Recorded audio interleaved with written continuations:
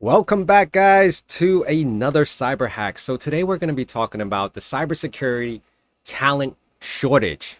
Really, it's not that much of a shortage. It's just corporations don't know what the hell they're trying to do. They're trying to look for people who can literally fill every aspect that they're asking for, but in reality, it's not going to happen. It's like looking for a doctor, right? You have your general doctor, and then you have a specialist, right? You have your heart doctor, you have your lung doctor, you have your kidney doctor. One cybersecurity specialist is not going to fill all those roles.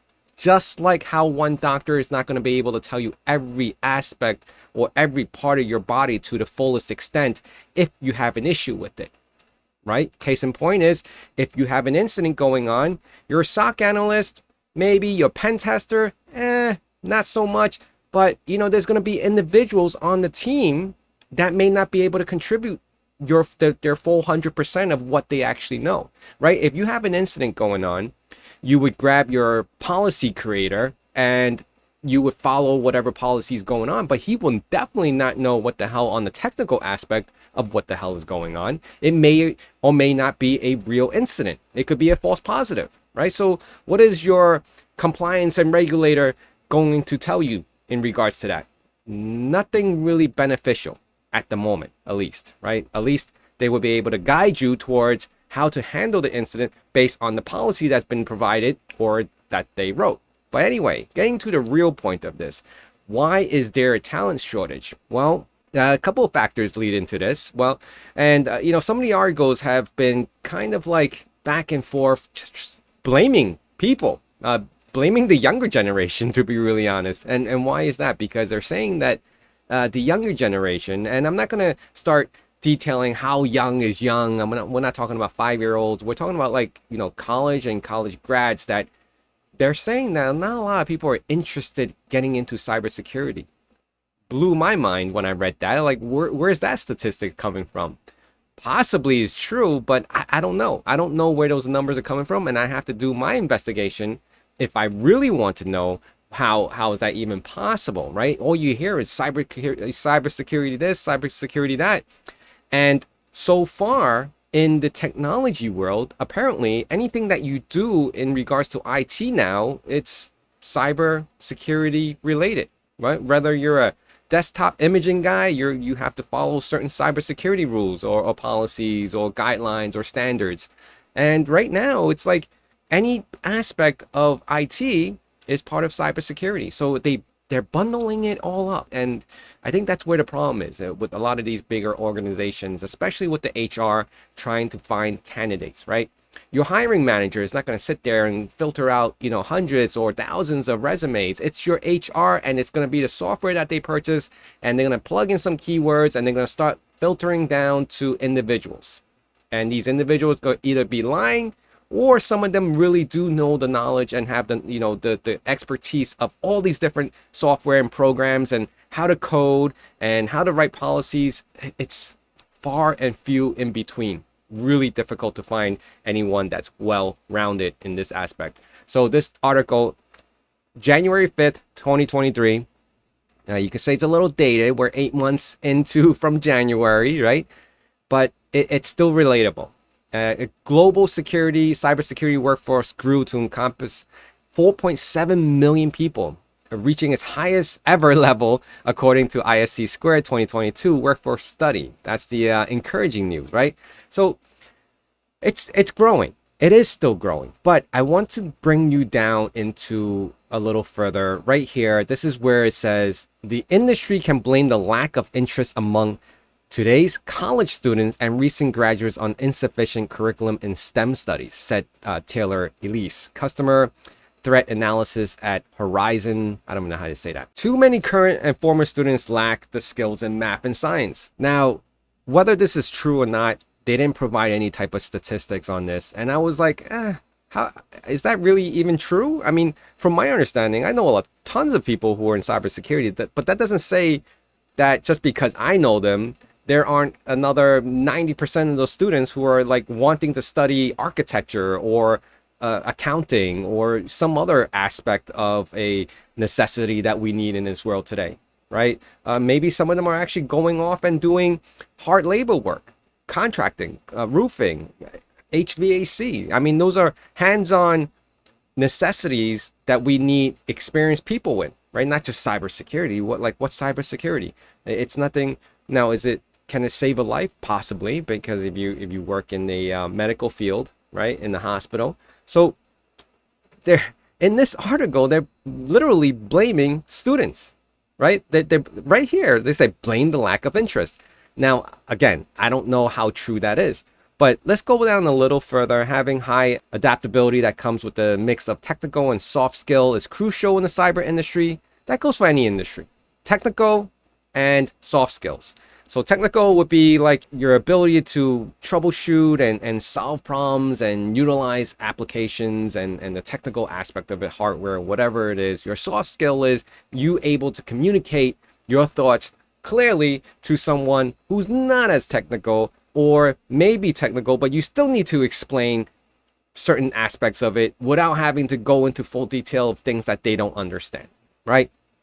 It could be as simple as talking to your colleague and they may not know everything that you do on a day-to-day, but they have a general idea. But if you start digging deep and deep and deep, you may lose them. And that's where the soft skill comes in. It's like, oh, let's just put it like this way. For example, if I had person A and person B, sending things to each other and one is, malicious, then it makes more sense, right? But we're not getting too technical right now. So let's put it that off to the side right now. But what I wanted to really point out, and this is the problem that we're experiencing with a lot of corporations right now, is that they expect you to know everything. And then when I say everything, it's like, the hiring manager, the hiring team may give a list of items that they want this particular new hire to have or know as far as experience, and give it to the HR department. And the HR starts putting things together as far as the posting for the position.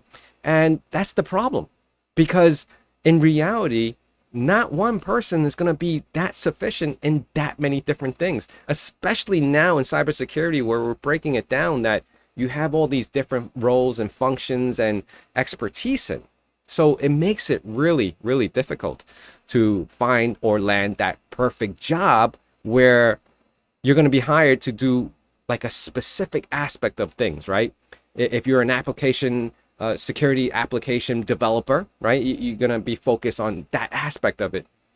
But now they want people who can write policies, can talk to the board of directors, and also be able to analyze a script and do incident response, and also and so many other factors to it.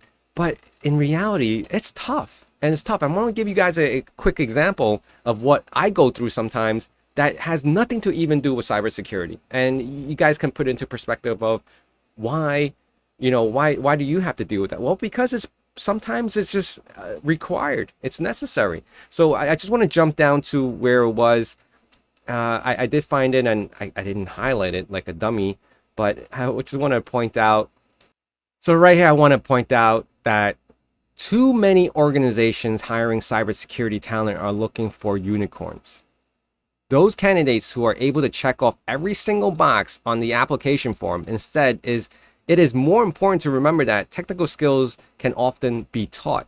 Now, I've spoke about this in the past. Yes, technical skills can be taught, but you need to have a certain level of comprehension in that technical expertise before they decide to train you even more to go on top level. Right? It's like taking the Cisco CCNA, for example. If you have the CCNA and you walk into an organization, by hell yeah, they would probably start training you and putting you in classes to obtain your CCIE. But if you had no experience in that Cisco environment or no CCNA prior to that, or maybe a networking plus, they may not be as ambitious to put you in at that course to get you up to CCIE. And CCNAs are a dime a dozen at this point, right? Because have you heard of Cisco CCNAs being a major requirement now for cybersecurity positions? Not really. But CCNA, I would say, give it 10 years back, it was like the hottest thing, and that's what everyone was looking for, because they were expanding their network. Everyone was globally diversifying, meaning they were growing out their They're, international market, and they wanted someone who understood networking and routing protocols and getting communication between multiple offices. Now that's been done, right? Now that all that has been done, that's been completed. Now they need cybersecurity to make sure all that is protected. And right now, this is the problem that we're running into with the corporations, are that they're not looking for novice. They want experts. And because of that, that's where the six figures are. And also, on top of all that, they've been dropping salary. And I've been noticing this. This is the tough times now. This is going to be a time where, yes, the market is hot, but salaries are going to come down. You know why? Because the market is being saturated with more and more cybersecurity experts that have certifications, and whether you have associates or bachelors, everyone's going to be up in par with each other, and the market is going to understand that.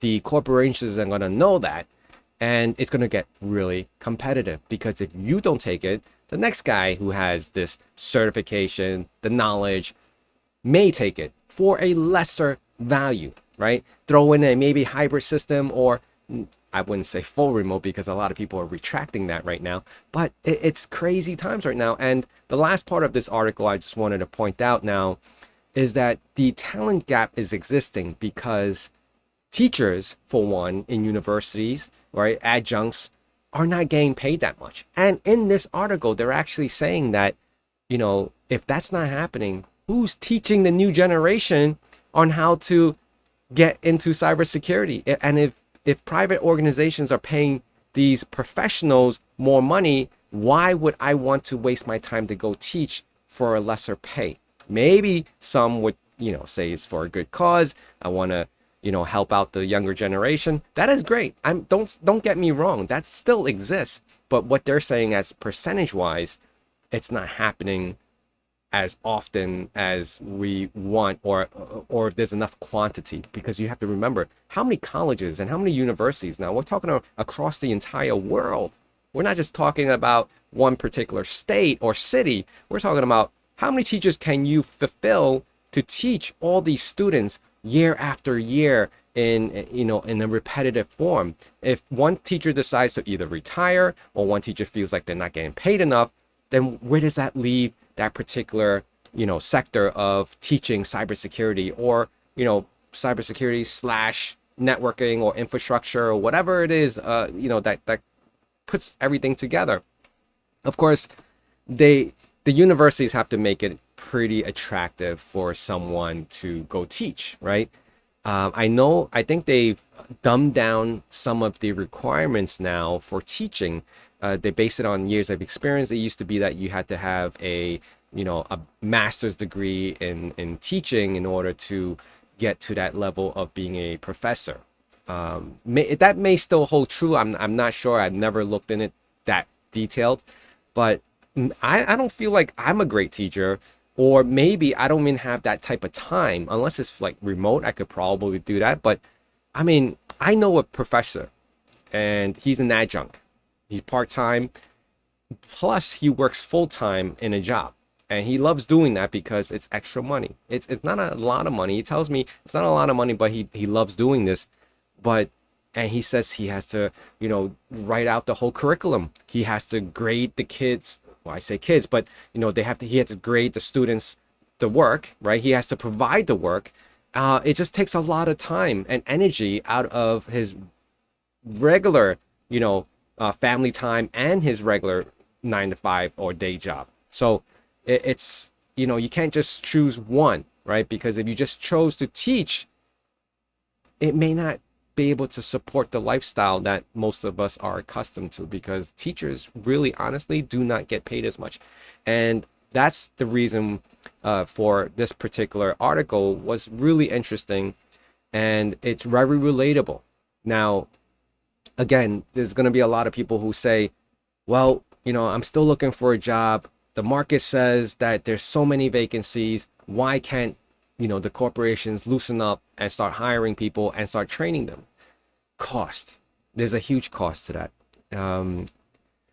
I know for a fact the corporations or companies and organizations that I've worked for, they would rather be short-staffed, knowing that the staff existing would have to put in that effort. And if not, you can say bye-bye and they'll replace you, opposed to adding someone else.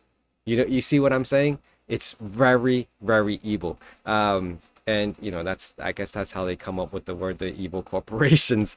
They do things like that, right? Subtly, not intentionally, maybe, not deliberately, like, saying it to you that, yeah, we're not going to hire someone. We just expect you to do all the work. But in reality is, yeah, they choose to not hire someone because they claim, budgetary reasons, or, there's not enough funding, and whoever is there just have to eat it up. I've been through that, and it's not fun. It's definitely not fun. And then you come to a position where, like, oh, you don't do this, then you go look for something else, right? But if you do stay and do this, now you're stuck doing it, and senior management could come and say, well, you've been doing fine all up until now. Why do we need to hire someone additional? Tough place, right? So cybersecurity talent shortage, the outlook for 2023, definitely still growing, but just take whatever I said into factor. A lot of things still come into play, and that vacancy will still be pretty high as usual, because again, corporations are looking for every aspect. Until that changes, until that lightens up a little bit more, then obviously there's an ease of getting into these positions would be a lot easier for newcomers. And that's what we're hoping for, because that's the only way that this industry can potentially, get a little more organized in how the positions are laid out, right? Because now you can't just have one person know it all, and if he decides to leave, or if he decides to be out for a few days, you're not just relying on one person, right? So it has to be diversified, and this cybersecurity group, or within the organization, has to be pretty diverse, meaning everyone has a few roles, or there may be like 2 or 3 people doing those functions and covering for each other throughout. Of course, I've been in a position where no, that has never existed, and one person has been responsible for so many different things, and once that person have left, it kind of just like, oh, that we have to start all over again, which shouldn't have been the case to begin with, right? So there you guys go. Please remember to hit that like, comment, subscribe. I know this video went a little longer. Hope you guys enjoy this one, and of course I will be discussing more about this. All right, thank you.